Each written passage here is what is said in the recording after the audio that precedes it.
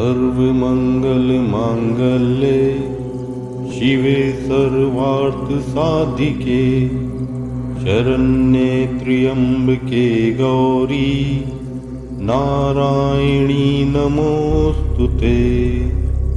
जय माता दी। त्रयोदशो अध्याय मार्कंडेय पुराण के सावर्णिक मनवंतर की कथा के अंतर्गत त्रयोदश अध्याय में महर्षि मेधा राजा सुरत और समाधि नामक वैश्य को देवी माँ ने जो वरदान दिया वह प्रसंग सुनाते हैं। ओम नमः चंडिकाय नमः। इस अध्याय का पाठ करते समय हमें इस प्रकार माता रानी का ध्यान करना चाहिए, जो उदय काल के सूर्य मंडल की सी कांति धारण करने वाली हैं, जिनकी 4 भुजाएं हैं और 3 नेत्र हैं, तथा जो अपने हाथों में पाश, अंकुश, वर एवं अभय की मुद्रा धारण किए रहती हैं, उन शिवा देवी माँ का मैं ध्यान करता हूँ। महर्षि कहते हैं, राजन, इस प्रकार मैंने तुमसे देवी माँ के उत्तम महात्म्य का वर्णन किया जो इस जगत को धारण करती हैं। उन देवी माँ का ऐसा ही प्रभाव है।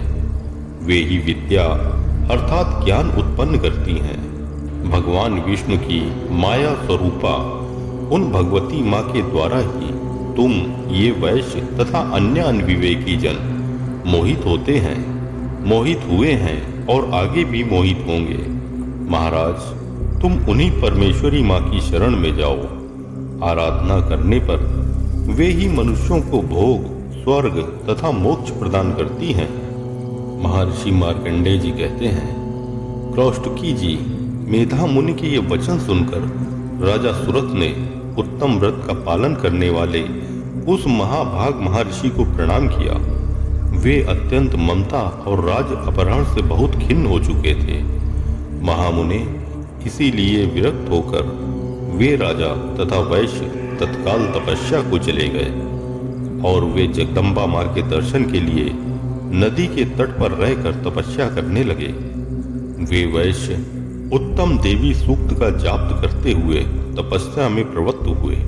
वे दोनों नदी के तट पर देवी माँ की मिट्टी की मूर्ति बनाकर पुष्प, धूप और हवन आदि के द्वारा उनकी आराधना करने लगे।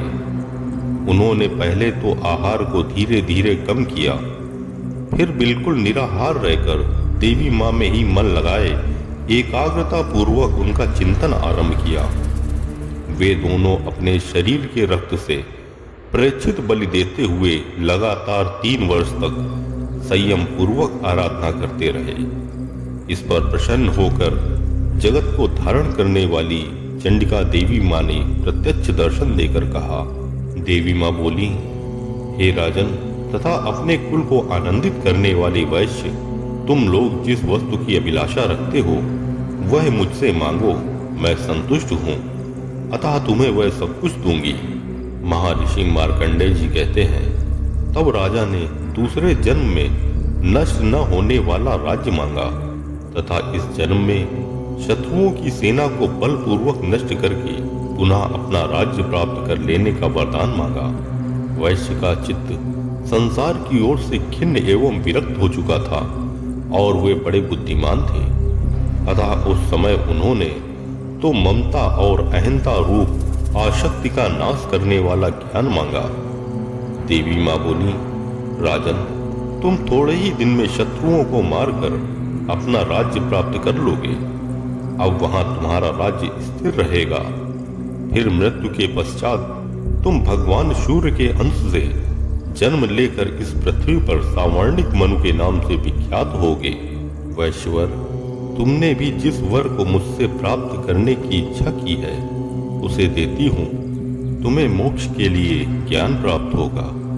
महर्षि मार्कंडेय जी कहते हैं, इस प्रकार उन दोनों को मनवांछित वरदान देकर तथा उनके द्वारा भक्ति पूर्वक अपनी स्तुति सुनकर देवी अंबिका माँ तत्काल अंतर्ध्यान हो गई।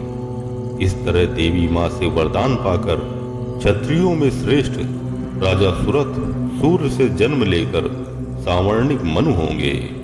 श्री मार्कंडेय पुराणे सावर्णिके मनवंतरे देवी महात्मय सुरथ वैश्योर्वर प्रदानम नाम त्रयोदशो अध्यायः।